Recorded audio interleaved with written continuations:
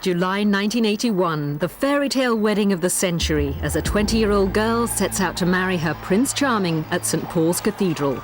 700 million people watched her transformation from commoner to royal princess and expected her to live happily ever after. 12 years later, Diana, Princess of Wales, made a public announcement that finally shattered the fairy tale.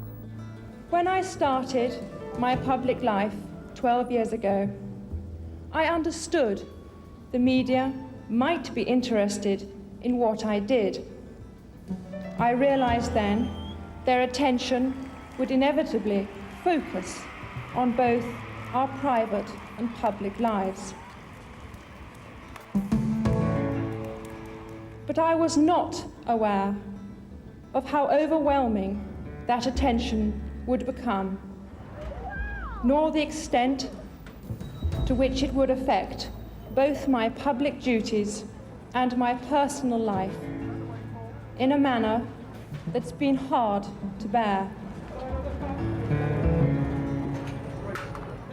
Obviously, I attach great importance to my charity work, and I intend to focus on a smaller range of areas in the future.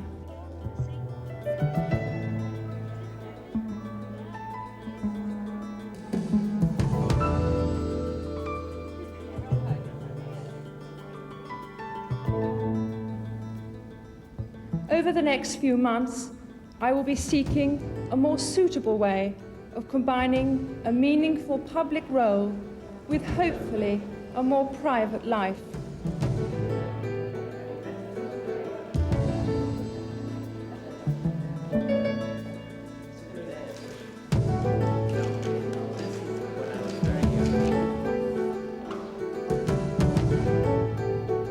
My first priority will continue to be our children, William and Harry, who deserve as much love and care and attention as I am able to give, as well as an appreciation of the tradition into which they were born.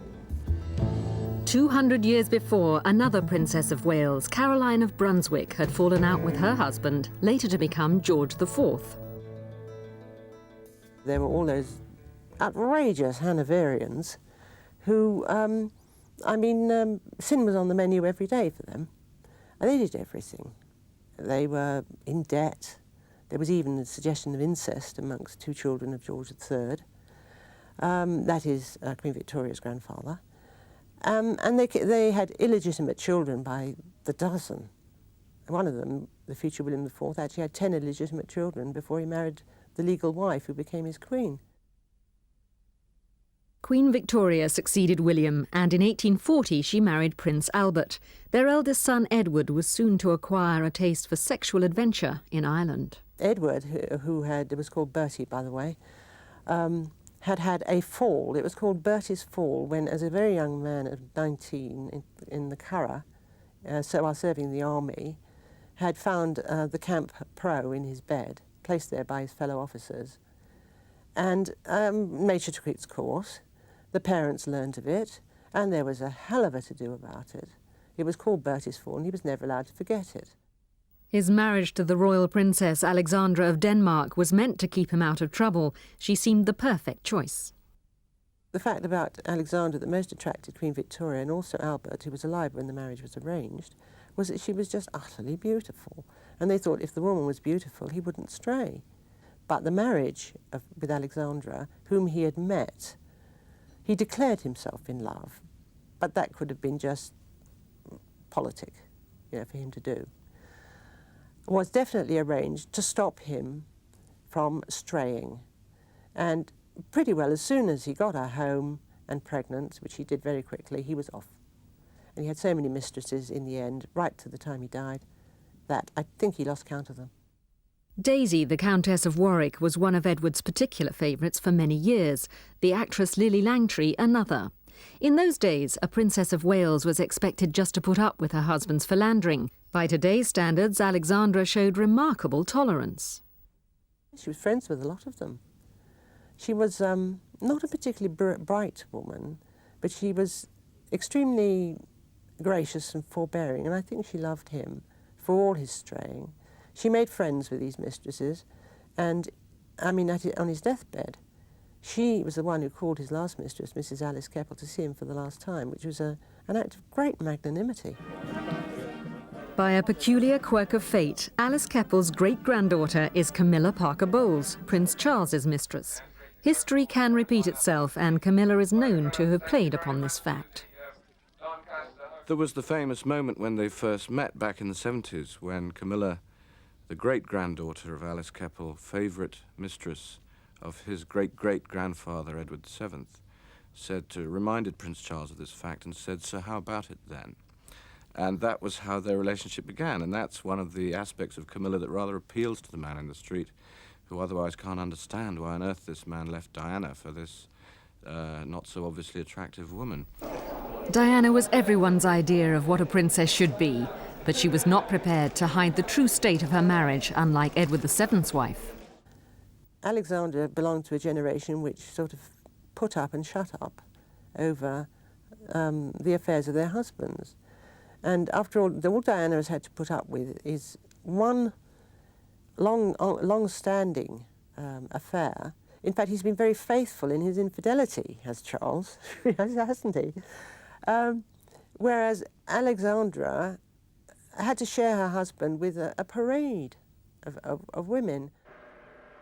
Charles is a very different man from his great-great-grandfather. He likes painting and solitary pursuits. Charles is a serious man. He's has intellectual interests that would never have occurred to Edward VII. I mean, Edward VII was a man who hardly ever read a book. He was a great king in the social sense, and he was politically very astute.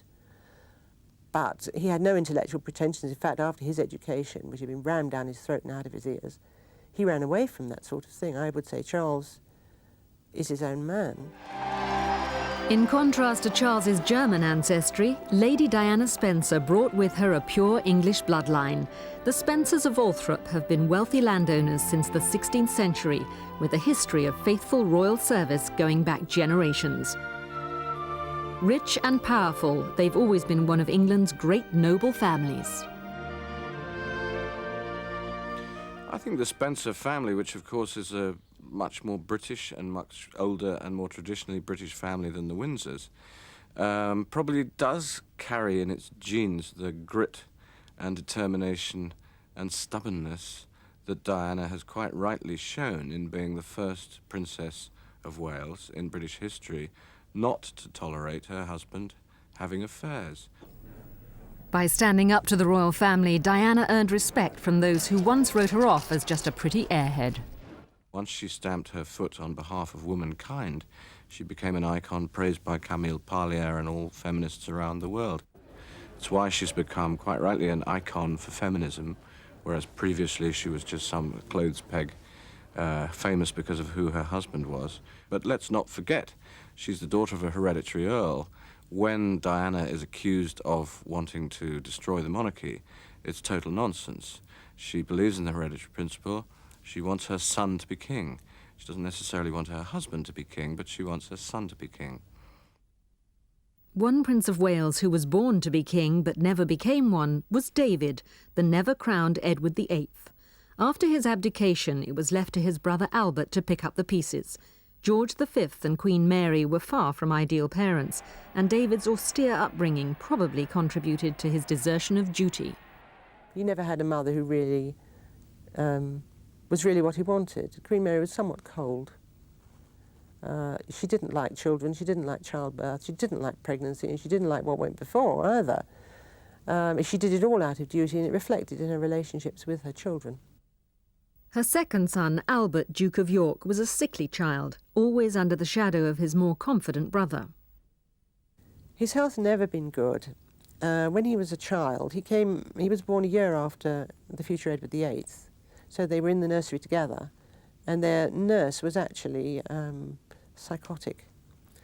It's a measure of the lack of care Queen Mary took that such a person ever got to be in charge of the two princes. And she neglected him for the sake of her his elder brother, whom she preferred. She didn't feed him properly. She just didn't look after him properly, and he had ulcers and he developed a stammer. That was probably because he was bullied by his father. He had every nervous sort of manifestation you can imagine.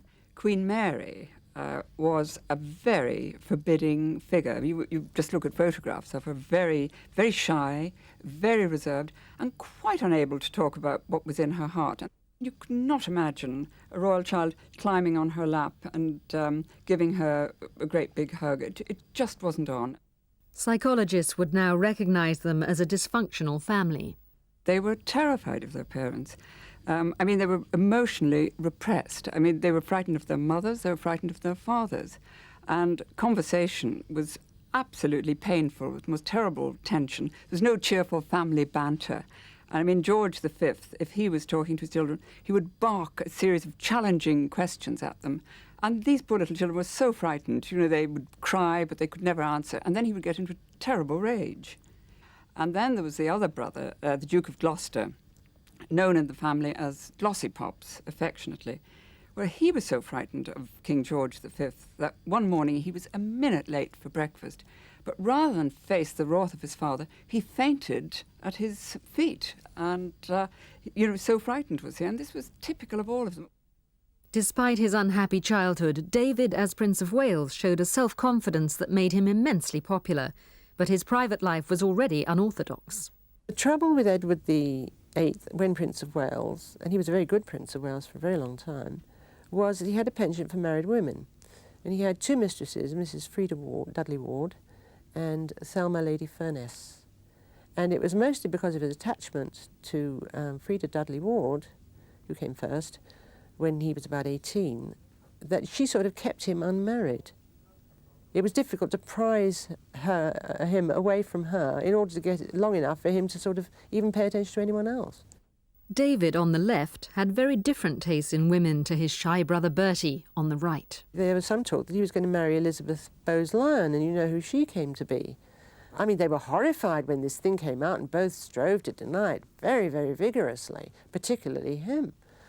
It isn't that she wasn't beautiful, because she was utterly beautiful, but she was just not his type, and nor was he hers. And actually, the Duke of York, or rather Prince Albert, as he really was rather in the background because he was shy and awkward and, you know, he stammered and he didn't think he was good enough for her.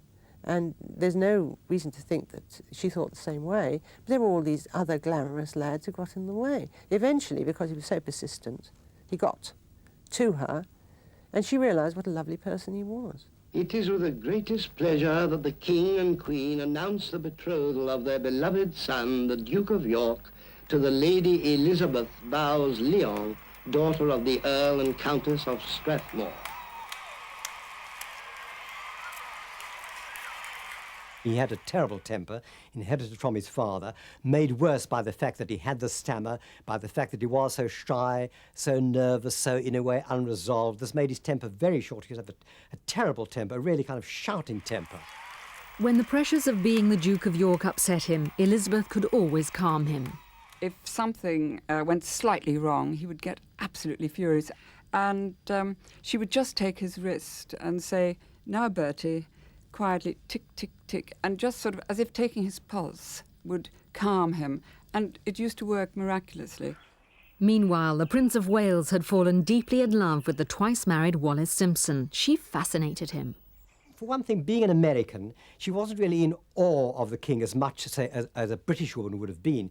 She spoke her mind. She was a woman, a very confident woman of the world. She spoke to him as an equal. She wasn't as deferential as most people were. Certainly all those Debs that he met here were terrified of him. He didn't ever like young, unmarried girls that grew up. All his mistresses were women with husbands. That's what he liked. A confident woman, a bossy woman, a woman who knew her way around in the world. And the Duchess of Windsor, Wallis Simpson, was the supreme bossy woman all their life. She simply bossed him. She's a woman who had two husbands living and very self-confident. And this, I think, is what appealed to him more than anything.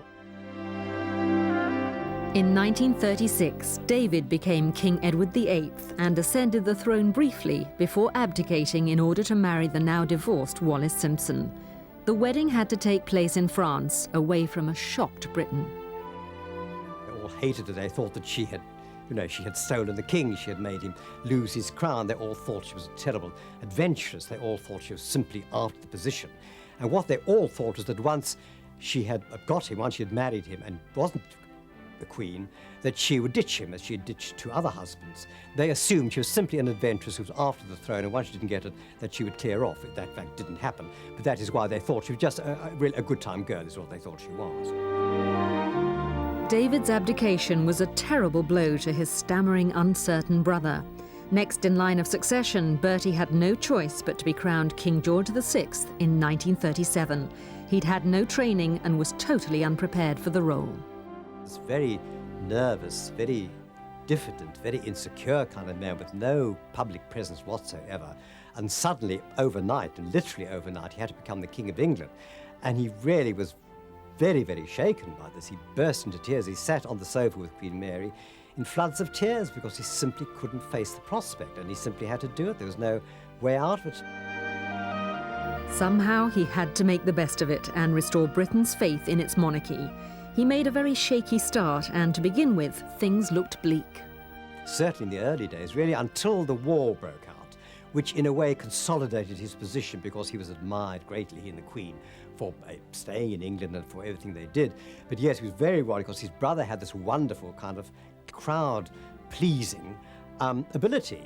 He could enthuse the crowds. He was extremely popular, very good with people, very good with small talk, all the things which the new king, King George VI, simply had no talent for, that kind of public life whatsoever. So really he did mind the fact that this very popular brother had gone, leaving this rather diffident, this rather colourless man in his place. He felt that very much.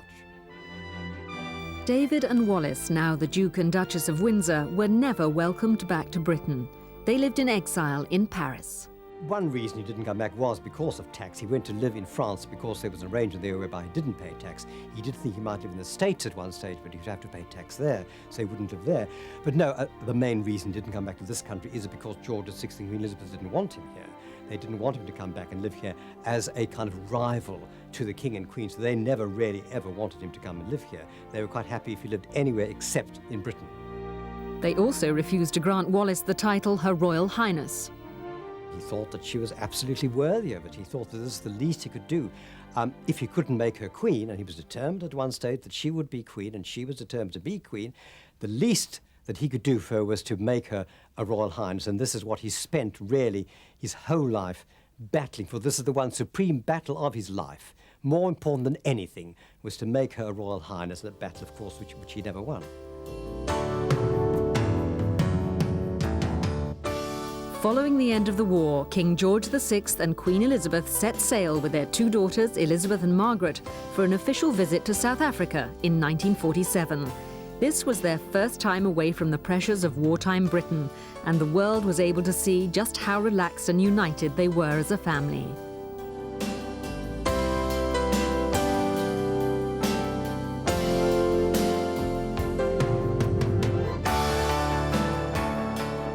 Queen Mother, as she is today, had come herself from a very warm, loving family, from the Bowes-Lyon family.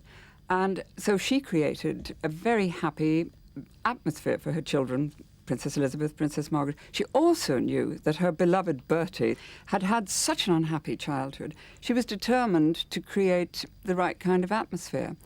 And even when he became king after the abdication and they moved to the palace, she tried very hard there to create a good, warm atmosphere, and would run down to the palace kitchens and make scones for Princess Margaret and Princess Elizabeth.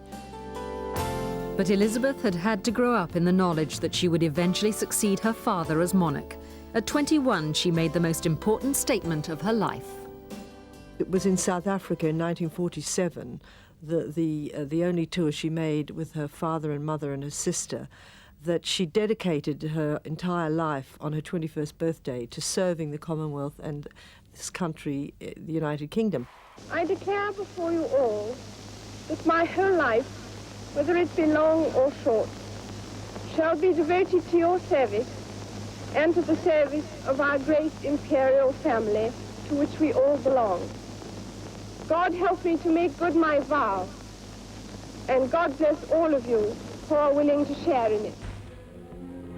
On her return from South Africa, it was with delight that the country learned of her engagement to Lieutenant Mountbatten. As heiress presumptive to the throne, her choice of a husband was obviously a matter of intimate concern to every one of her father's subjects.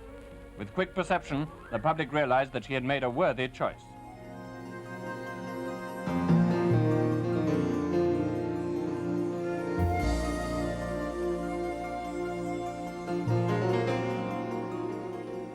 She met him when she was 13 years old. He was a young man of, let's see, he must have been about 18, very good looking like all the Mountbattens, and she fell for him.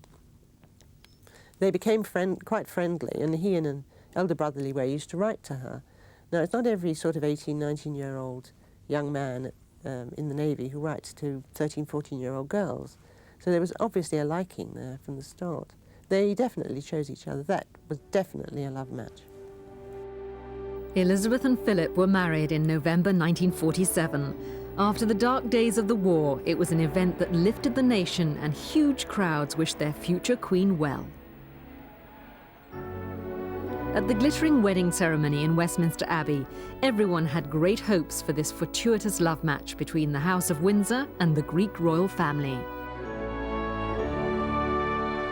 As the royal prince, there was every confidence that Philip would make an admirable consort. But few guessed how soon his new wife would have to take on the duties of a monarch. The pressures of having to lead Britain during the long war years had taken their toll on her father. By 1952, he was too ill to travel, and Elizabeth had to leave for an official tour on his behalf. She said farewell to him for the last time. Within a few days, he was dead, at only 56 years old, and the nation mourned. I mean, the last 4 kings of England were killed by smoking, and he was one of them. But he was a likely candidate for an early death. Then there was the shock of the abdication, which he greeted in floods of tears, because he'd never been prepared for it, never expected it, and wasn't suited to it. And then came the war, which was a tremendous strain. And if you look at a picture of King George VI in 1939, even in his early 40s, he was young, he was handsome, he was upstanding, he had all his hair and all that. And at the end, he was at 49, he was drawn, he was tired, he was obviously completely played out. It ruined him. I think actually the Second World War did for him far more than the abdication did. His daughter was crowned Elizabeth II in June 1953, the first coronation to be televised. Millions of people all over the world witnessed the start of what was hailed as the new Elizabethan age. There was a feeling of great hope and expectation. At only 27, it was a huge responsibility for the new queen to take on, but in Philip, she had a strong, supportive consort. I don't think she could have chosen better, apart from the fact that he had very fine royal lineage in his own right. He was exactly the sort of character that she needed behind her as queen. Strong, he was manly, he was strict when he needed to be.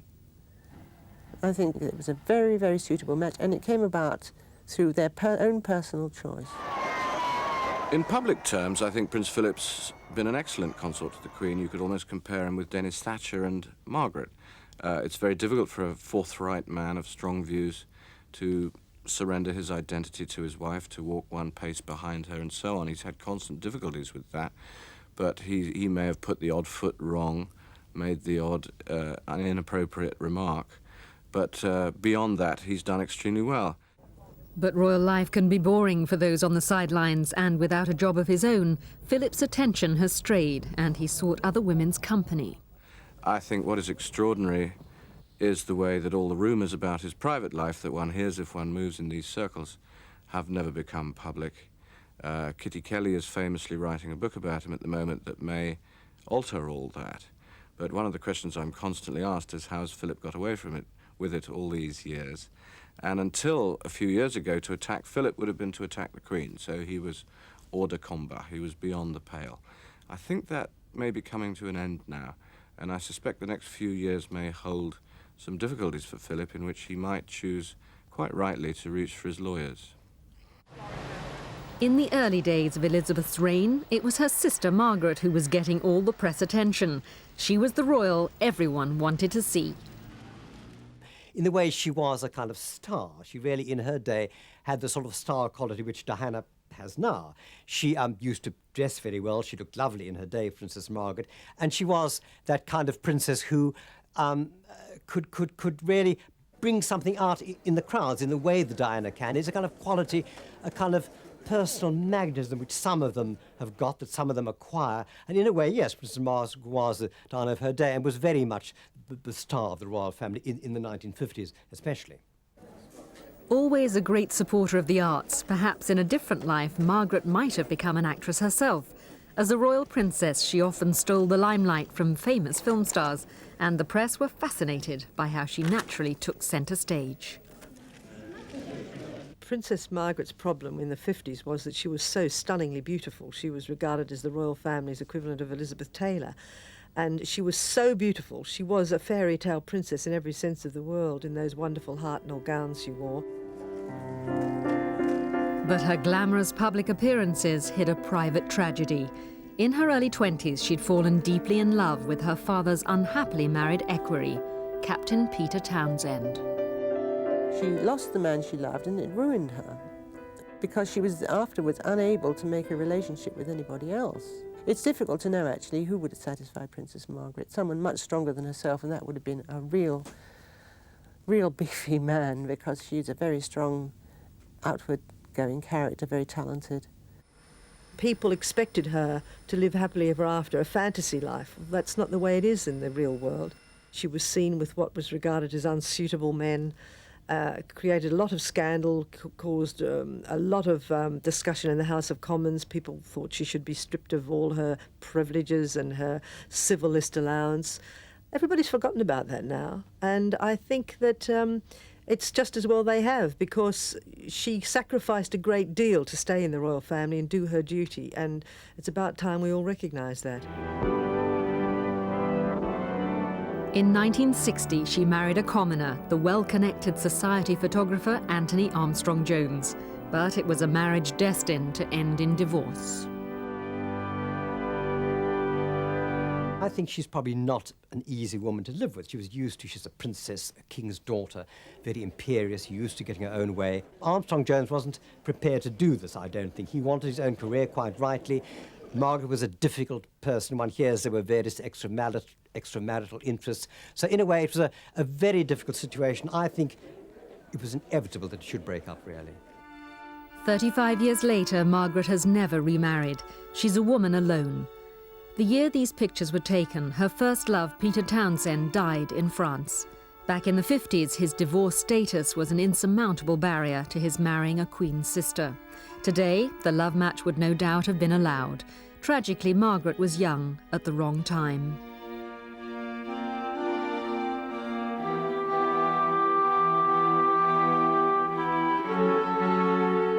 Unable to find someone to take Townsend's place, she casts a lonely shadow over the royal family. She never really seems at ease in her position in the world. I think she's never really accustomed herself to how a princess fits into modern life. It seems to have been impossible for Margaret ever to find happiness again, because any man who takes on marrying a royal princess is taking on a hell of a lot. He's giving up, he's saying goodbye to his private life. He's really as much a prisoner as his wife is. And so it could be that we may see in 30 years' time Diana living in exactly the same position that Princess Margaret's in today.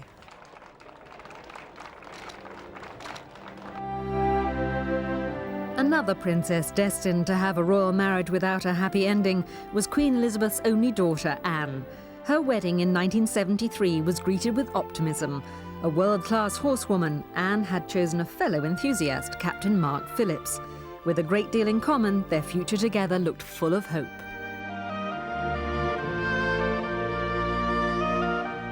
They fell in love and wanted to get married. They were both interested in horses, which is a great interest. They're both extremely good at horsemanship.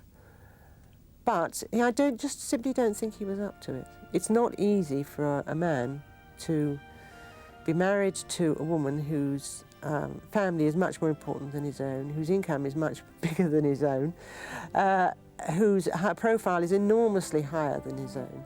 This is the problem for current royals. Because of the demise of so many other royal families, or the lack of respectability that some of them have suffered, it's very difficult for them to find anyone suitable to marry who's got comparable status to theirs. She is rather full of herself. She is very like her father, Prince Philip. And she has not endeared herself to the nation. She's done some very good work, so there is no doubt of that, but that's her job, basically. She gets paid for it, and she gets a very nice car to drive around and a wonderful wardrobe of clothes. She lives in a fabulous house and has got and although she's got a tiny flat in Dolphin Square, she never goes there. She lives the life of Riley, and we would expect her to do the things that she does. While press attention was on her brother Charles's marital problems, Anne divorced and swiftly remarried her lover, Commander Tim Lawrence, a royal equerry. The wedding ceremony was modest and discreet at Crathy Church on the Balmoral estate in Scotland. Members of the royal family, including the Queen, were on hand to give this new liaison their blessing.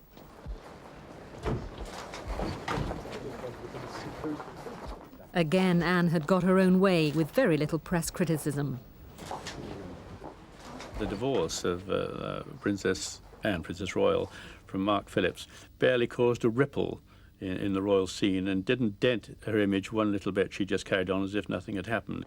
The palace went out of its way to say, when there was a separation, A, that there were no plans for divorce, which we knew was absolute rubbish, because they knew, Mark and Anne both knew, when they got separated, that they were going to be divorced within 2 years. And when they were divorced, the palace then said there was no third party involved. And we all knew that at that time she had a friendship with Tim Lawrence, because letters written by him to her and her to him had been stolen by somebody, presumably in the palace, and had been made public. Tim Lawrence is not known for his horsemanship, and on the face of it has very little in common with his wife. Tim Lawrence is quite extraordinary in that he comes from a background which couldn't be further removed from Princess Anne's. I mean, if he tried, he comes from a working-class background. Strangely enough, since he's been in the royal family, he's become even more royal than the royals and indistinguishable from any of them. He looks like them, he dresses like them, he even talks like them. And as somebody unkindly said to me a few days ago at Buckingham Palace, he's taken on this air of assumed aristocracy. Anne is a matrimonial pioneer, the first member of the royal family to ever divorce and remarry. As Tim Lawrence appears to be fitting seamlessly into his new position as royal husband, the signs are good she'll be lucky a second time around. Queen Elizabeth's second son, Andrew, married another commoner, Sarah Ferguson, in 1986. This wedding day had an exuberant atmosphere new to royal occasions. Guests and family seemed unusually lively to match the character of the new bride, and the overall mood was relaxed and informal, despite the inevitable pomp and ceremony. Even the Queen entered into the spirit of things, obviously happy that her favourite son had finally met his match in the spirited redhead the press had nicknamed Fergie. This was one girl who could keep her playboy son in check. The reigning monarch never looked happier. Diana too appeared to be enjoying the acceptance of someone her own age into the royal family. Here finally was an ally to help loosen up the stuffy traditions of the Windsors. But would Sarah last the course? And were she and Andrew really suited? With hindsight, they were a disaster in the making. I think they're a very ill-matched pair. I mean, there are some people who simply should not marry each other. She was a hot potato, that one. I think Andrew wanted somebody more like Duchess of Gloucester. Quiet, not a great personality, nice woman, not a sort of tornado like Sarah Ferguson. I think don't think he knew what he was getting himself into. Because she had a broken romance herself, was probably at a low ebb and perhaps looked a bit more vulnerable than she later turned out to be. But Andrew is not an easy person himself. Spoilt and naturally arrogant like his father, he can be unpredictable with sudden changes of mood. He's been described as boorish and uneducated, and other people say that he's remarkably sensitive. I know people who have worked with him and for him, and they said he can be a bit like his father, give you a real dressing down for no apparent reason, and the next moment he can be so thoughtful, so completely and absolutely thoughtful. He's not, I understand, a very cerebral man.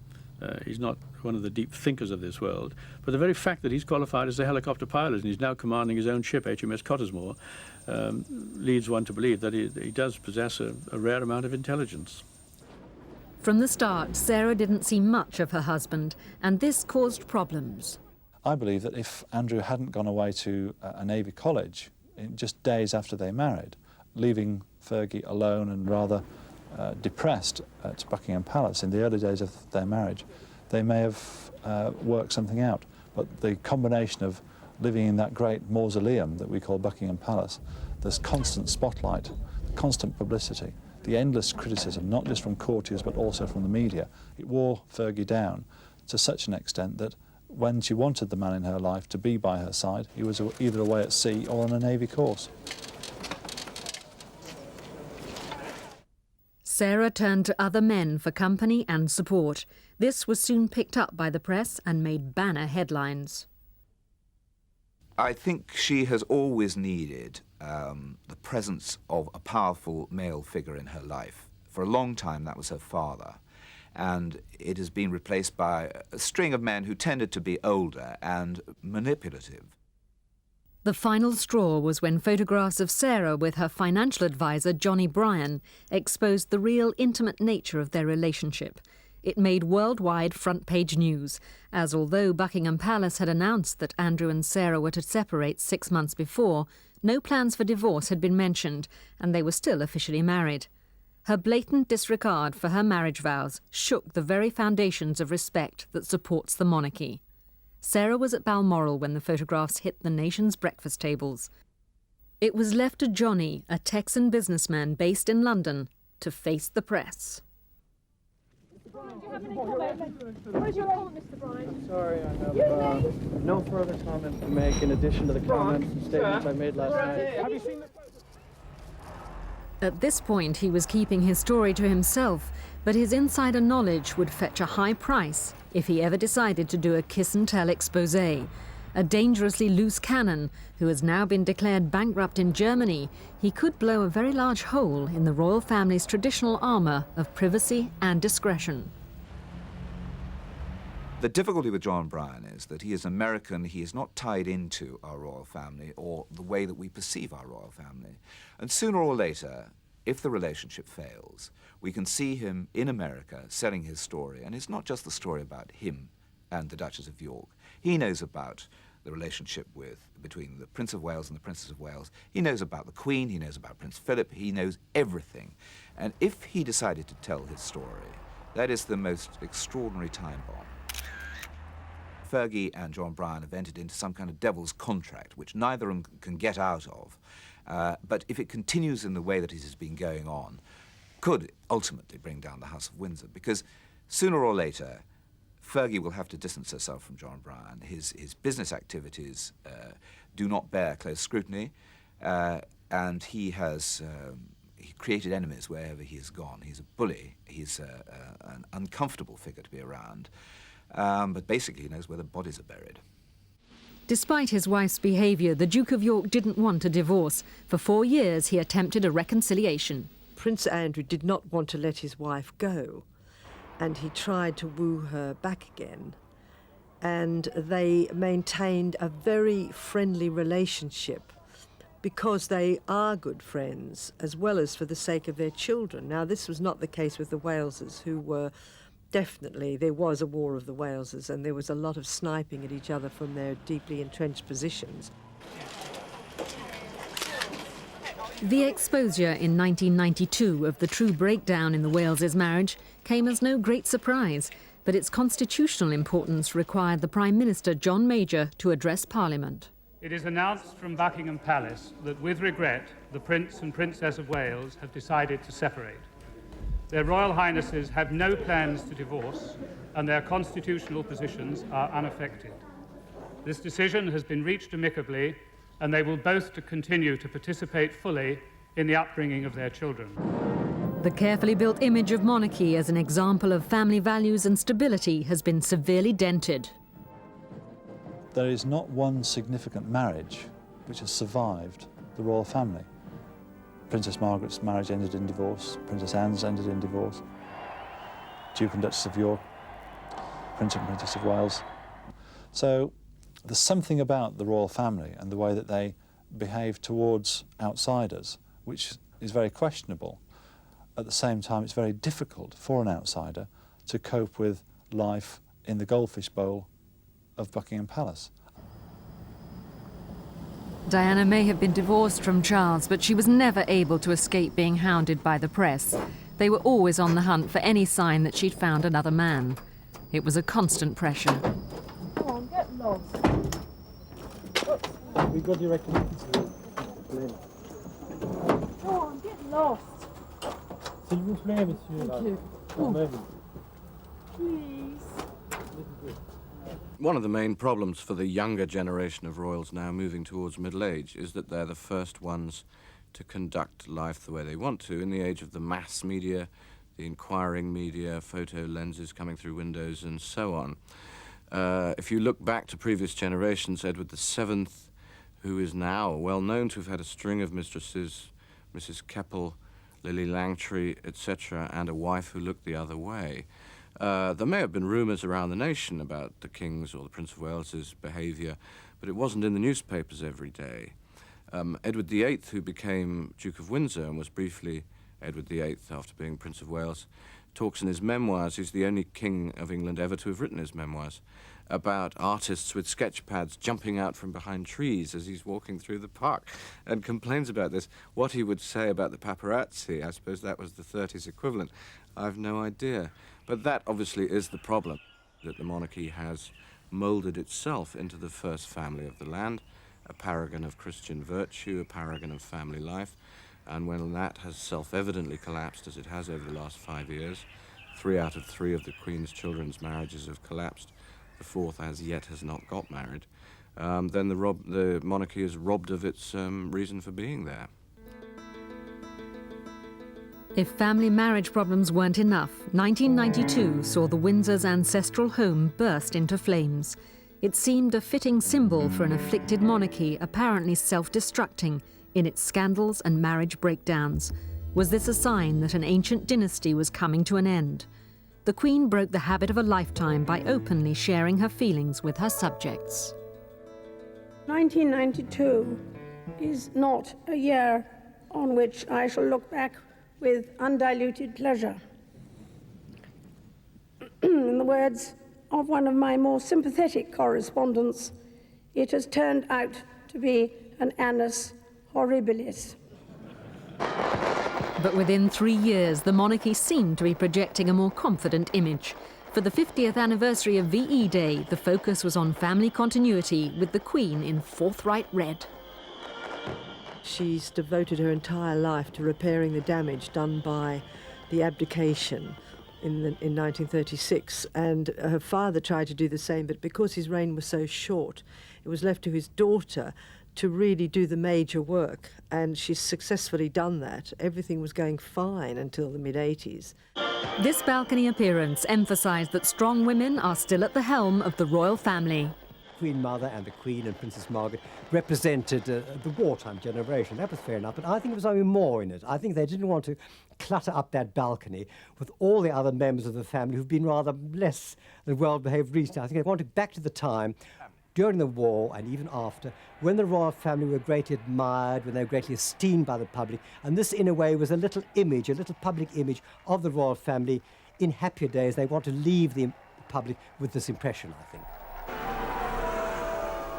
A new royal wedding, this time between Princess Margaret's son, Viscount Linley, and Serena Stanhope. As the royal family gathered at Westminster Abbey, there was hope yet again that this time the marriage of a royal to a commoner might work.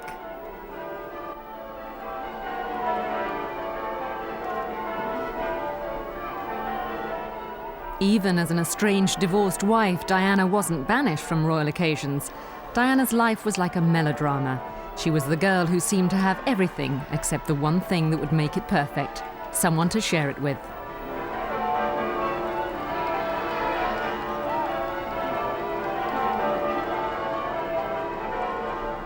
Diana's brief romance with Dodi Fayed was cut short with her tragic death in the summer of 1997. Prior to that relationship, there were many men who were willing to take her under their arm, but Diana was always aware that any man she would fall in love with could eventually become stepfather to a future king. Diana's divorce settlement had to reflect the nation's love and esteem for her. Prince Charles's lawyers pleaded poverty and let it be known that he would offer a sum in the region of £4 million. In the event, a settlement of £15 million was agreed, yielding an annual income of about £100,000. Not a huge sum, bearing in mind her lost royal status. Following her divorce and loss of the title Her Royal Highness, Diana withdrew from mainstream public duties and resigned as patron of more than 100 charities. Her interest and loving care was a loss to the nation. Right up until her death, Diana remained in touch with her good causes and continued as patron of 5 of her principal charities, including the Royal Marsden and the Great Ormond Street Hospitals, the Leprosy Mission and the National AIDS Trust.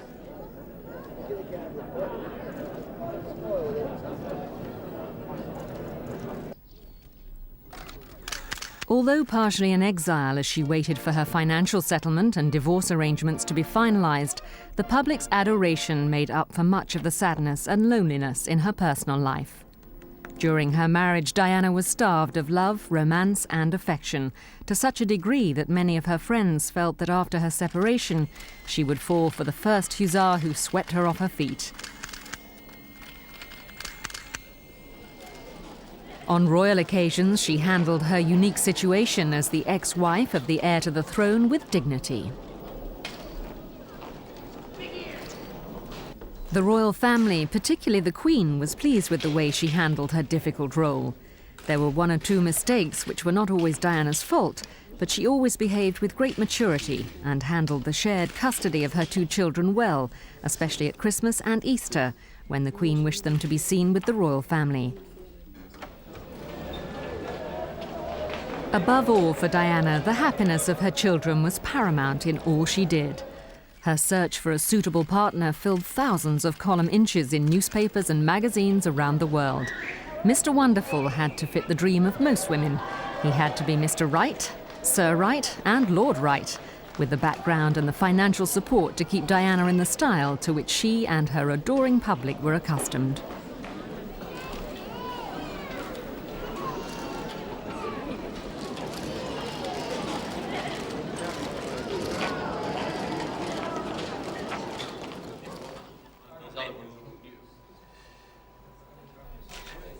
Always ready with a smile, Diana continued with her most treasured charity work for the underprivileged, those less fortunate, the have-nots. Their warmth and understanding kept her going at even the bleakest moments.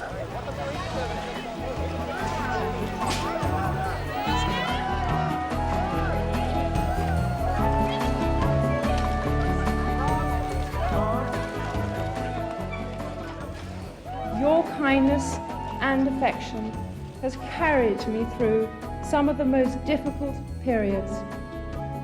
And always your love and care has eased that journey. And for that, I thank you from the bottom of my heart.